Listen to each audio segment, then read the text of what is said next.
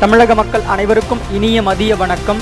14 ஜூலை 2025 மதியம் சரியாக 2 மணிக்கு இந்த வானிலை அறிக்கையானது பதிவு செய்யப்படுகிறது. அதிகாரப்பூர்வ அறிக்கைக்கு இந்திய வானிலை அறிக்கை பார்க்கும். இது உங்கள் ஏஜிஸ் வெதர் அப்டேட் சேனல். கடந்த 24 மணி நேரத்தில் மழை பொழிவானது எங்கெங்கெல்லாம் பதிவாகியிருக்கு மற்றும் இனிவரும் நாட்களில் வானிலை எப்படி, மாத இறுதியில் ஒரு நிகழ்வு தீவிரமாக அடைய போகிறது, அது அடையும் பட்சத்தில் நமக்கு எந்த மாதிரியான ஒரு வானிலை அமைப்பு கொடுக்க போகிறது அப்படின்றத பற்றி தான் இந்த அறிக்கையில் நம்ம விவரிக்க போகிறோம். கண்டிப்பாக வானிலை எந்த மாதிரியான ஒரு சூழ்நிலை அப்படின்றத நம்ம சேனலில் கொடுக்கக்கூடிய ஒரு இன்ஃபர்மேஷன்ஸை முழுமையாக கேட்டு பயன்பெற அன்போடு கேட்டுக்கொள்கிறேன்.